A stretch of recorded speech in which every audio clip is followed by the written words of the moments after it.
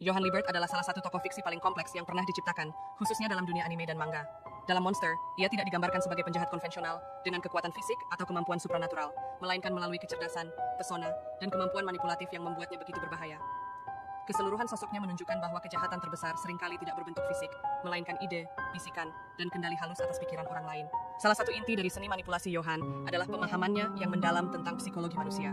Ia mengetahui titik lemah orang-orang di sekitarnya, rasa bersalah, trauma masa lalu, kesepian, dan keinginan akan pengakuan. Dengan menekan tombol psikologis ini, Johan mampu mengendalikan individu untuk melakukan hal-hal yang bahkan tidak pernah mereka bayangkan. Ia tidak perlu mengotori tangannya secara langsung. Cukup dengan kata-kata, ia bisa mengarahkan seseorang menuju kehancuran. Keahlian Johan dalam menciptakan ilusi kepercayaan adalah senjata utamanya.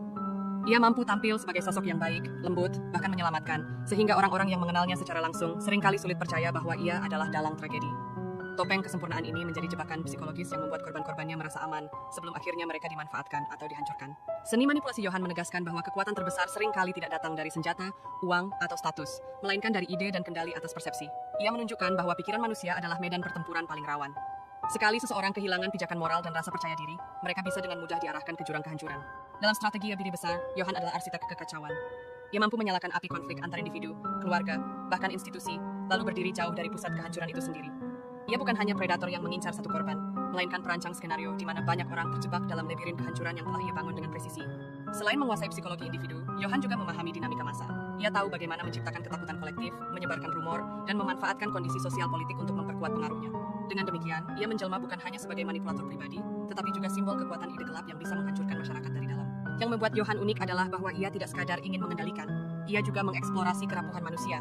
Dengan menyentuh sisi paling gelap dari jiwa manusia, ia menyingkap betapa rapuhnya moralitas dan betapa mudahnya seseorang meninggalkan nilai-nilai kemanusiaan ketika didorong ke tepi jurang. Hal ini menjadikannya cermin mengerikan bagi masyarakat yang seringkali menyembunyikan sisi kelam di balik norma sosial. Manipulasinya tidak selalu eksplisit. Johan menggunakan keheningan, tatapan, dan momen yang seakan tidak berarti untuk menanamkan ide dalam benak lawannya. Dengan teknik ini, ia menjadikan orang lain berperan aktif dalam kehancuran mereka sendiri, seolah-olah keputusan yang diambil adalah murni kehendak pribadi, padahal sudah diarahkan sejak awal. Kesimpulannya, Inside the Mind of Johan Liebert, The Art of Manipulation menyingkap kejeniusan sekaligus kengerian seorang tokoh yang mampu mengendalikan dunia hanya dengan pikiran dan kata-kata. Johan adalah personifikasi dari kejahatan intelektual, bukan sekadar monster yang menakutkan secara fisik, melainkan pengendali bayangan yang mengungkap betapa rapuhnya hati manusia. Ia adalah pelajaran bahwa manipulasi, bila dilakukan dengan kecerdasan ekstrim, dapat menjadi senjata yang lebih mematikan daripada kekerasan apapun.